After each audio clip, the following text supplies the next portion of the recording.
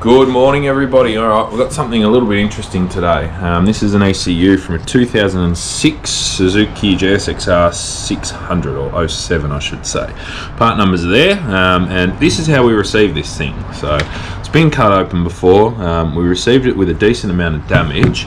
This is a project bike that a customer purchased. They purchased it like this, and I'm assuming this is why it was sold. So the reason someone's cut this open is that they've obviously attempted to program a key to it. Now this key had the wrong kind of transponder chip in it, and I'm assuming what they've done is they've tried to open this up and have someone program a key directly to it. Now with this, when you cut these open to program a key, you're supposed to just drill out a very small square here, not obviously the whole ECU back casing. So where this chip is here that stores the immobilizer data in these, you should cut this out, get to this, and then do your key programming from there. What we found initially, right, this thing is a crank no start. I'm assuming it was immobilized.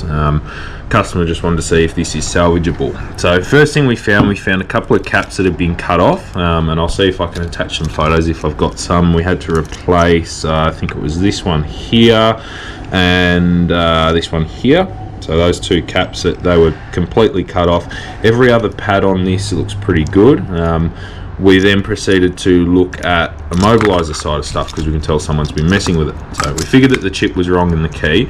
I pulled the EEPROM off, we read the data, attempted to read the data out of that, and we got all Fs, which basically means it was completely empty. Now, as far as seeing if that EEPROM is still usable, I sourced a known good file and tried to write back to it. There's our chip there.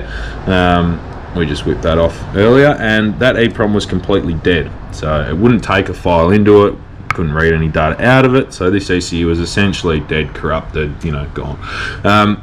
In the spirit of sort of trying and seeing what we can do for the customer, gave them the option, said look, we can get a new chip for it. I can put a good file from a different bike, same part number, everything in there, clean the board up here, program a key into that file, and give it a shot. Now that's what we've done. So I'll just hook the microscope up so everyone can sort of see this board and what condition it's in, because it's in a shit condition. There we go. Alright, so as you can see, we've got, where are we? There's our EEPROM. We pulled that off. It's a 93C66. Cleaned underneath it, cleaned all the gunk and crap out. This pad has been ripped off, but the good thing about this is this pad actually doesn't go to anything. So where this leg is here, it's a completely dead pad. It doesn't go to anything, so that's fine. Clean, put the new chip on, put a good file in there. Obviously resoldered it all. Had to replace a couple of capacitors, namely one of them there and another one over the other side. I can't remember actually now where the other one was. So we replaced those couple of caps, and we're at a stage now, as you can see, where they've cut this out. It's just a crap job. Like, we obviously can't sort of put any guarantee on this repair, but it's worth giving it a shot for the customer before he has to fork out for a new one. Those traces are big ground back too, but we've checked all them, they're good. So we've programmed the key on the bench. That key is in that EEPROM file, and technically if this ECU is still any good, it should start up.